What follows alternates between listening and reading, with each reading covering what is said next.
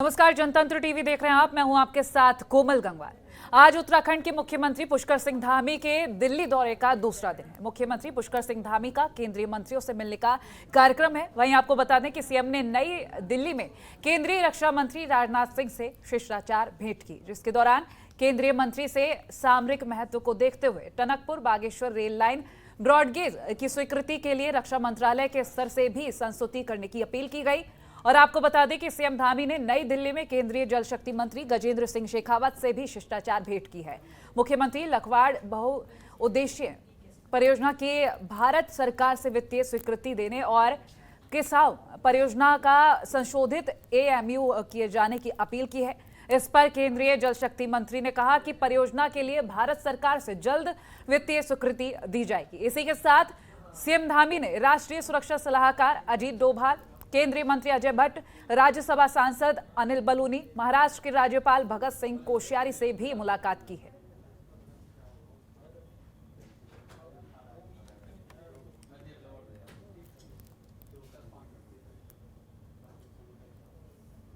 हमारे उत्तराखंड के अंदर कुछ महत्वपूर्ण बिंदु थे, महत्वपूर्ण इशू हैं, उन पर मैंने उनका मार्गदर्शन भी लिया है और बताया। जैसे कि हमारे यहाँ पर एक टनकपुर से बागेश्वर रेल लाइन प्रस्तावित है, उसके संबंध में बात हुई है और एक रेलवे का हमारा प्रोजेक्ट जो चल रहा है उसकी प्रगति के बारे में बात करी है। साथ ही साथ एक टनल जो देहरादून से टेहरी तक बननी है उसके संबंध में चर्चा की है। लखवाड़ ब्यासी का एक 300 मेगावाट का बिजली का प्रोजेक्ट है, उसके संबंध में भी मैंने चर्चा की है। साथ ही साथ कुछ स्वास्थ्य के संबंध में भी उनका मार्गदर्शन लिया है।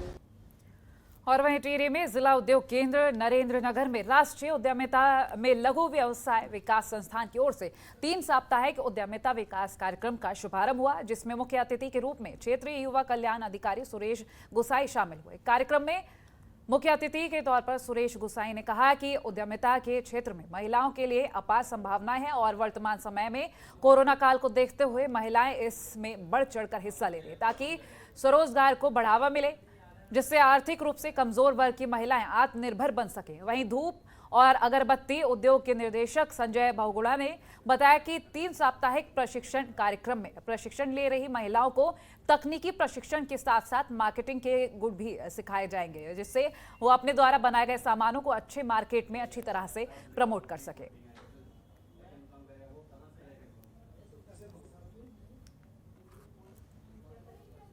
और वहीं 2022 में होने वाले विधानसभा चुनाव के लिए जनता की राय पर कांग्रेस चुनाव घोषणा पत्र तैयार करेगी। उत्तराखंड कांग्रेस मैनिफेस्टो कमेटी ने तय किया है कि जनता की राय को प्राथमिकता दी जाएगी। इसके अलावा पिछली कांग्रेस सरकार की योजनाओं पर भी विशेष फोकस किया जाएगा। उत्तराखंड कांग्रेस प्रदेश उपाध्यक्ष सूर्यकांत धस्माना ने कहा कि चुनाव घोषणा पत्र समिति की ओर से विभिन्न जिलों के लिए प्रभारी नियुक्त किए गए हैं। सभी प्रभारी 30 अगस्त तक सभी जिलों और 70 विधानसभा क्षेत्रों में जाएंगे। पार्टी कार्यकर्ताओं के अलावा समाज के विभिन्न वर्गों से भी संवाद किया जाएगा।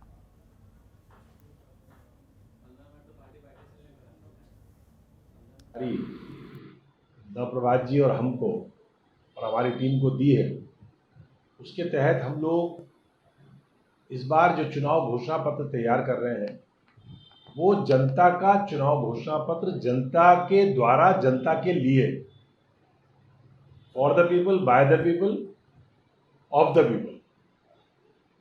जनता से ही हम लोग सुझाव मांग रहे हैं और इसके लिए हमने एक व्यापक कार्यक्रम तय किया है। व्यापक कार्यक्रम में 30 अगस्त तक हमारे समिति के तमाम इंपॉर्टेंट लीडर्स राज्य के प्रत्येक जनपद में जाएंगे और जनपदों में जाकर के विधानसभा तक जाकर के अपने पार्टी के नेताओं से तो राय मशवरा करेंगे ही करेंगे, लेकिन समाज के विभिन्न वर्गों से, अलग अलग कर्मचारी संगठन, किसानों के संगठन, बेरोजगार नौजवानों के संगठन, महिलाओं के समूह और विभिन्न जो तमाम कास्ट एंड क्लास जो कंपोजिशंस हैं, उनसे बातचीत करके उनकी राय, क्या उनकी अपेक्षाएं कांग्रेस से हैं, उनको हम लोग जानेंगे।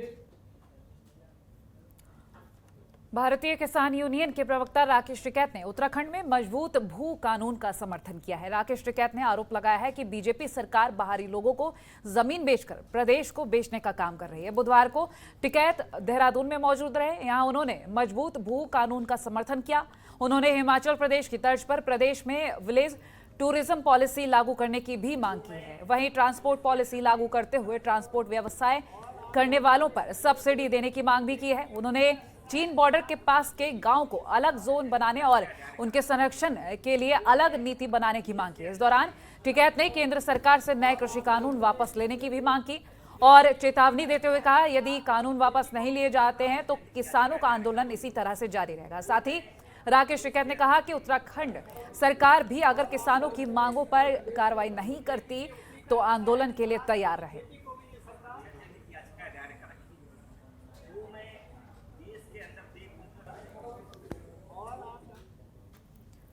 किसान नेता राकेश टिकैत ने केंद्र सरकार को चेतावनी दी है। राकेश टिकैत ने कहा कि केंद्र सरकार किसानों के मुद्दे पर सुधर जाए, नहीं तो किसान उनको सुधार देंगे। राजधानी देहरादून में पहुंचे राकेश टिकैत के इस बयान का कांग्रेस ने समर्थन किया है। कांग्रेस की प्रदेश प्रवक्ता डॉक्टर प्रतिमा सिंह ने कहा कि राकेश टिकैत जो कह रहे हैं वो बात सही है, क्योंकि आज उनके साथ भारी तादाद में किसान और आम लोगों का समर्थन है।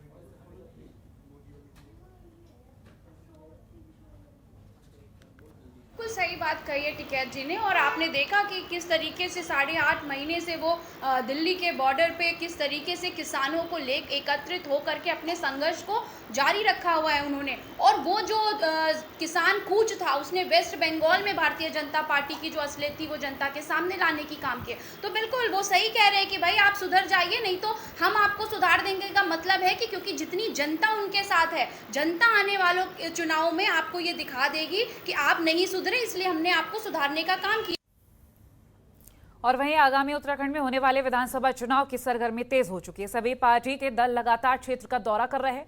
कांग्रेस लगातार डोर टू डोर जाकर लोगों से संपर्क बढ़ा रही है। बता दें, इसी कड़ी में मंगलौर क्षेत्र में भी कांग्रेस लगातार लोगों से जनसंपर्क करने में जुटी हुई है। मंगलौर से कांग्रेस विधायक काजी निजामुद्दीन ने बताया कि इस बार उत्तराखंड की जनता का मन बदल चुका है। डबल इंजन की सरकार ने उत्तराखंड की जनता को ठगने का काम किया है। उत्तराखंड की जनता इस बार बदलाव चाहती है।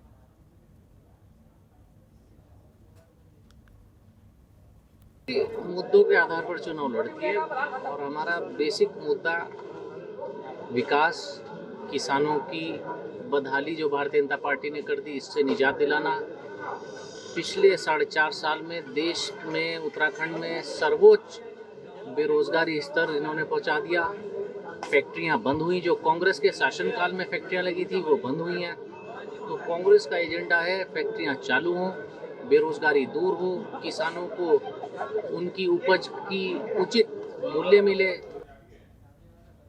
टोक्यो ओलंपिक में भारतीय महिला हॉकी टीम के खिलाड़ी वंदना कटारिया अपने घर वापस आ गई हैं। पिता की मौत के बाद भी टोक्यो ओलंपिक के जीत के लिए अपनी पूरी ताकत झोंकने के बाद भले महिला हॉकी खिलाड़ी खाली हाथ आए, लेकिन उत्तराखंड की बेटी वंदना कटारिया किस तरह इतिहास के पन्नों पर अपना नाम दर्ज करा चुकी है, इस रिपोर्ट में देखिए। उत्तराखंड की बेटी ने रचा इतिहास। हैट्रिक गोल मारकर इतिहास में नाम कराया दर्ज। जातिवाद के वार से भी नहीं रुका वंदना की स्टिक का प्रहार। वंदना बनी प्रदेश की ब्रांड एम्बेसडर। टोक्यो ओलंपिक में भारतीय महिला हॉकी टीम इतिहास रचने से भले ही चूक गई, लेकिन टोक्यो ओलंपिक में अपने प्रदर्शन से लोगों का दिल जरूर जीत लिया।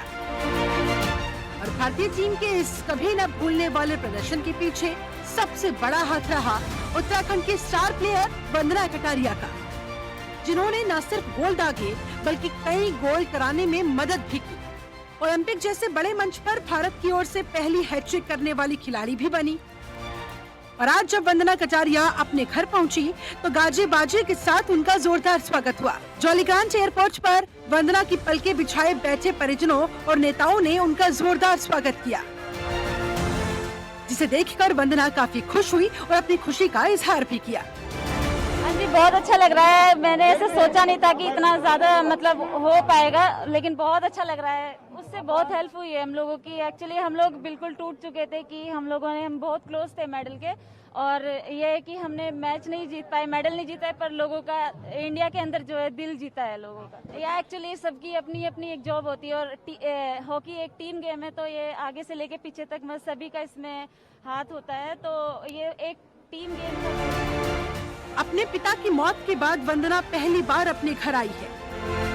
ओलंपिक की तैयारियों के दौरान ही वंदना के पिता का निधन हो गया था, जिसके चलते वंदना अपने पिता से आखिरी मुलाकात करने भी नहीं जा सकी थी।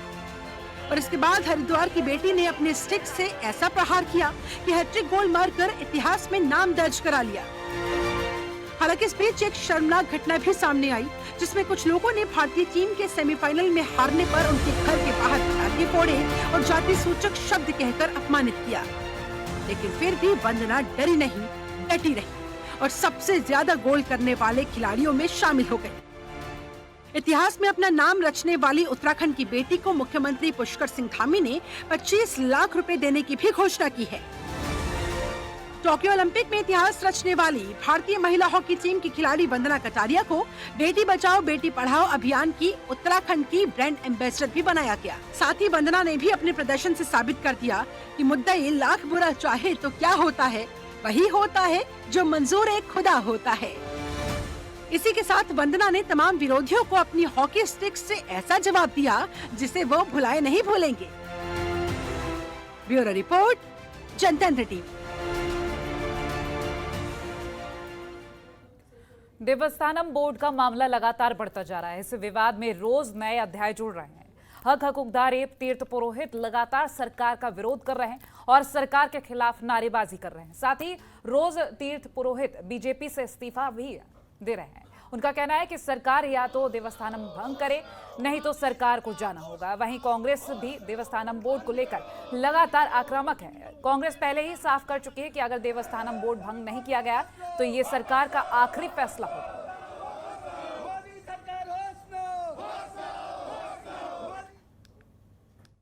चारों धामों में सरकार की किरकिरी मची हुई है। चारों धामों में सरकार के प्रति जो रोष है वो दिख रहा है। हमारे हक हकूकदारी तीर्थ पुरोहित न केवल आंदोलनरत है मगर इस सरकार को चेता रहे हैं, देवस्थानम बोर्ड भंग करे सरकार। बद्रीनाथ में हक हकूकधारियों ने चेतावनी दी है सरकार को कि यदि कोई भी भाजपाई वहां आया तो उसका घेराव किया जाएगा। चारों धामों में। और वहीं चमोली में लोकल फॉर वोकल थीम को लेकर स्थानीय महिला स्वयं सहायता समूहों और एफपीओ ने जोशीमठ के ब्लॉक प्रांगण में 2 दिवसीय स्थानीय उत्पादों और हथकरघा प्रदर्शनी लगाई है। ये प्रदर्शनी तैयार उत्पादों को स्थानीय विपणन बाजार देने के उद्देश्य से लगाई गई है। इस प्रदर्शनी का उद्घाटन उप जिलाधिकारी जोशीमठ कुमकुम जोशी ने रिबन काटकर किया। साथ ही उप जिलाधिकारी ने महिलाओं के स्टॉलों पर जाकर उनका हौसला भी बढ़ाया।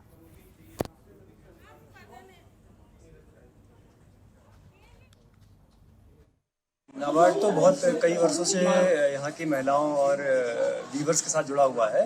तो ये प्रदर्शनी स्पेसिफिकली जो स्वयं सहायता समूह है और जो कृषक उत्पादक संगठन है जोशीमठ क्षेत्र के, उनके लिए लगाई गई।